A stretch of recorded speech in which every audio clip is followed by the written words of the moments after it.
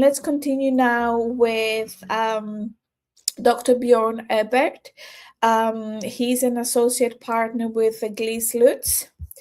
Björn represents clients in international commercial and investment arbitration, particularly CATAG, ICC, DIS, and ICSID, as well as in cross-border complex disputes and litigation, especially those relating to post-M&A disputes, shareholder disputes, distribution law, dealership law, and general commercial and business law. He has been with Glees Lutz since 2018, and he was also a visiting scholar at the Lauterpacht Center of International Law at the University of Cambridge. He's also a member of the Chartered Institute of Arbitrators, of the German Institution of Arbitrators, the Young Practitioners Group of the Swiss Arbitration Association, the Austrian Arbitration Association, and the German-Japanese Lawyers Association. Björn is also a lecturer in international business law at the Eberhard Karls University, specializing in World Trade Organization law, free trade agreements, and international investment protection law. Björn will be focusing on energy transition disputes and the challenges in offshore wind farm arbitrations. Björn, the floor is yours. Thank you, Mary, and thank you for inviting me to this conference. Good afternoon. I'm Björn Ebert. As was said in the introduction, I'm an international arbitration lawyer at Glees Lutz, a leading independent German full-service law firm. Now, having worked with companies and finances on complex energy projects, I want to share a practical view on disputes in offshore wind today. I will focus on what we're seeing in the market, why these disputes arise, and how to manage them efficiently in arbitration. First, to elevate your concerns head on, this is not a technical lecture. It is a map of the main risk zones. My aim is to help you spot trouble early, steer contract strategy, and make arbitration faster, probably cheaper or less expensive, and more predictable. Now, offshore wind is central to the energy transition.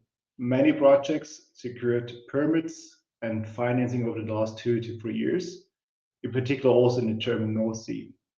They are now entering or are already in construction. This is where risk concentrates.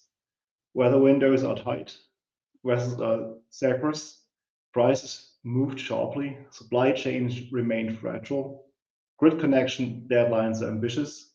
The result, as you can imagine, is a wave of claims. We see 3 dominant clusters. First, delay claims. Second, defect and performance claims. And third, change in the allocation of cost risk. These clusters link to very concrete events, unexpected ground conditions, cable failures, turbine or foundation issues, late grid readiness, and misalignment at interfaces between contracts. Each of these pulls several parties into the same fractal story, and each requires heavy expert evidence. Offshore wind is seldom a two-party dispute. You have the owner, potentially EPC or EPCI, contractor, key subcontractors for foundations, cables, turbines, grid vessel providers, insurers, and lenders. Each contract has its own risk allocation, schedule, and dispute clause. Yet delays and defects propagate through the chain. And this is where the classic sandwich appears. The owner claims liquidated damages from the EPC for late completion. The EPC blames the cable laying subcontractor for weather downtime and differing seabed conditions. The cable contractor points to the supplier's CO defect. If disputes move forward in separate proceedings, you risk inconsistent decisions. So the EPC may be held liable upstream, but is unable to pass the loss downstream.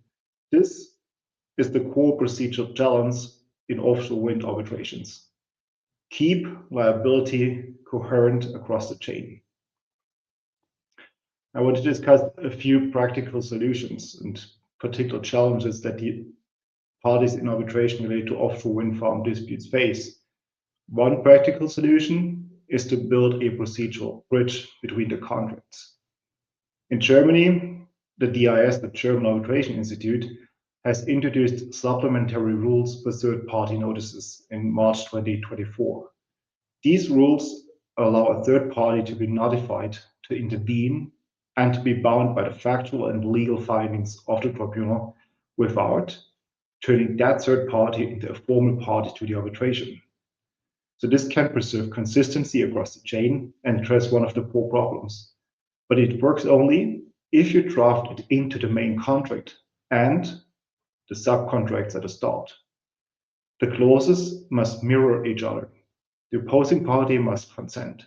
If done well, you get one set of findings and no one stranded between your words.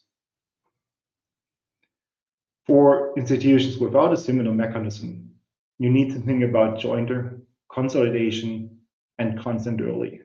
Most rules allow for some combination of consolidation in coordinated tribunals, but consent and compatible arbitration agreements are often the bottleneck. If you do not solve this at contract formation, you pay for it later through parallel proceedings, inefficiency, and settlement pressure unrelated to the merits. Another challenge is arbitrations in offshore wind are fact-heavy. A tribunal can spend months trying to reconstruct what happened during a weather event 6 months into the project. You can avoid this if you force the facts to be recorded as they happen. The most effective mechanism is simple: daily progress reports that are exchanged, countersigned, and declared conclusive unless proven false. The reports should track vessel time, weather downtime, critical path status, obstructions, notices, and instructions. If you support this with structured data retention across parties, expert analysis becomes faster and more reliable. The hearing in the arbitration then focuses on risk allocation, not on who said what at 2 a.m. in a storm. We have seen this make a decisive difference. When progress reports are binding, expert can build daily and quarter model on a solid baseline. Tribunals are more comfortable with the analysis. Costs go down. The prospect of settlement improves because the facts are not in dispute. In a sector with high technical complexity, good documentation is the cheapest procedural innovation available. And we have seen this in one case that we recently concluded, where there was such a daily progress reports database, which made the arbitration faster and even more cost efficient. Nonetheless, delay and disruption will dominate in a project, which then leads to causation being the battlefield in legal disputes. Parties argue about critical paths and about concurrent delays. Of course, weather is also an important factor for delay, but it is rarely the only factor. Vessel availability, interface slippage, and late approvals or permits often play larger roles, in particular vessels. Contracts must be clear on weather thresholds, on extension of time, and on notice requirements. Tribunal will enforce these clauses if they are transparent and enforced during the project. This requires a good claim management within a project. Defect claims will focus on serial issues in cables, wells, coatings, blades, and on installation tolerances. Owners, as you know, will seek reliable and availability-based remedies. Contractors will point to design approvals, specifications, and operating conditions. The line between defect and variation can blur during a project. Warranty regimes and exclusions for abnormal operation conditions become central. Expert disagreement on root causes is common. clear inspection regimes, sample testing, and traceable serial data help narrow the field. Another problem is grid connection. Delays in the onshore or offshore grid can derail project schedule and financing. Parties will litigate responsibility for grid readiness, curtailment, and interim operation. Change in law provisions, force majeure, and pass-through of system operator risk matter here. Where a grid operator is a separate public entity, you may also see related administrative or regulatory proceedings. Finally, price and risk reallocation is the third cluster of claims. The sector went through a period of sharp cost increases. At least that's what our clients are telling us. Some contracts did not have flexible price adjustment mechanisms. Parties looked at hardship, change in law, or force majeure to shift cost. Now, tribunals are cautious. Hardship and price adjustment clauses must be specific and are construed narrowly in a dispute. If the contract put price risk on one side, general market changes will rarely move it. This all shows us that drafting really matters if you come up with a contract, because this sets the base for any disputes that arise during the project. Now, there are basically 5 legal themes that often decide a case at the end. First, notice and conditions precedent mechanisms. Offshore contracts, as you probably know, contain tight notice rules for variations, claims, and force majeure. Tribunals apply them, but they also ask whether the other side suffered real prejudice. If a contractor missed a short notice window, but the owner knew the facts and had time to mitigate, the sanction may be reduced. If the notice regime is clear, enforced, and linked to assessed prejudice, outcomes are fairer and more predictable. This is to say that during a project, claim management, and especially notice management, is essential. Second, change in law and regulatory risk. This may require you to have an explicit allocation of permitting and environmental approval risk. Again, an issue for contract drafting. Third, force majeure and exceptional weather. Weather risk allocations should link to hard data, define thresholds by reference to recognized datasets, include access to validated historical records, and to project-specific measurements. Make clear whether abnormal weather gives time, cost, or both. Wake weather clauses, drive arbitration, and litigation. Again, a matter for contract drafting. Fourth, interfaces. Many disputes come from gaps at contract boundaries. For example, who is responsible for the burial deep at the crossing of a cable foundation? Who carries the risk of seabed data accuracy at interface lines? Exact interface matrices and data reliance provisions reduce these arguments. Again, and I've been saying this for the fourth time, it's a matter of contract negotiation and contract drafting. And the fifth issue is liquidated damages and caps. Tribunals uphold reasonable liquidated damages. They also enforce liability caps, but carve-outs for gross negligence or willful misconduct need to be precise. The alignment of caps and insurance cover must be explicit. Again, a topic for the contract drafting. But also, if it comes to arbitration, there are 5 practical steps that basically pay off. First, align the dispute architecture across the chain. Seed, rules, language, joint consolidation, all of that must be or should be addressed in arbitration clauses. At the third-party notice regime, where available, arbitration agreements must reflect the project structure. And second, make documentation conclusive. Daily reports, countersigned declared binding unless shown false, centralized and secure data storage with agreed metadata and formats, define authoritative sources and retention protocols in the contract, decide which version of a weather dataset controls. This is not only about project management or contract drafting, it is also about being prepared for contentious proceedings. This lowers costs at the end and clarifies facts, which tribunal then reward. Third, sharpen risk clauses. Whether with measurable thresholds, change in law with objective triggers, interface matrices that leave no gaps, liquidated damages and caps aligned with insurance. Notice requirements that are strict but fair.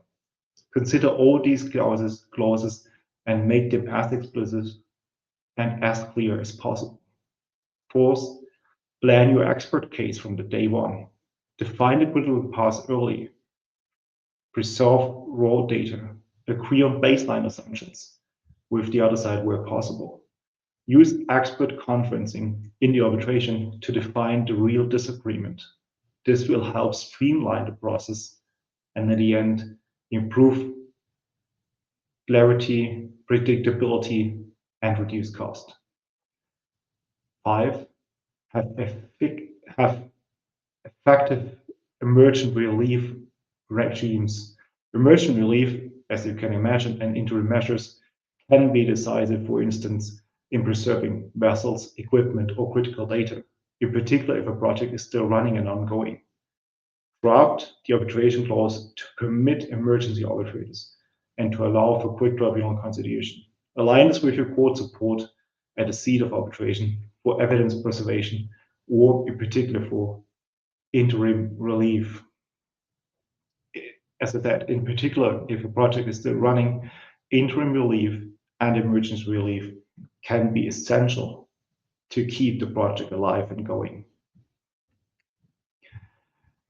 Offshore wind is an essential part of the energy transition. It is also a perfect storm for factual complexity, tight schedules, and multi-party risk. Disputes will come for sure. Most will go to arbitration. You can make those arbitrations manageable and predictable if you design for them at contract signature and run the project with the hearing in mind. This is about contract drafting, claims management, and adhering to notice requirements that are enshrined in the contract. The goals are simple. One set of findings across the chain, if you have different arbitrations that need to be aligned. Facts recorded as they happen. Clear allocation of better interface, grid, and price risk. A tribunal focused on law, and that's what we eventually want, and expert analysis, not on reconstructing the past. If we do this, we do not only reduce legal spend, but disputes are likely to be concluded earlier or at least faster, and make offshore wind farm disputes, offshore wind farm arbitrations more predictable and may help to keep your project in line and on schedule.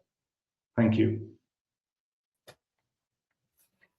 Thank you very much, Björn. I'm impressed you touched upon a very large area of issues from contract drafting, claim management, risk allocation, force majeure, to the role of experts and the issues of calculation of damages, joinder, consolidation, and also drafting of the arbitration clauses in order to have an efficient, both time and cost efficient arbitration of such a kind of dispute. So thank you very much for your contribution.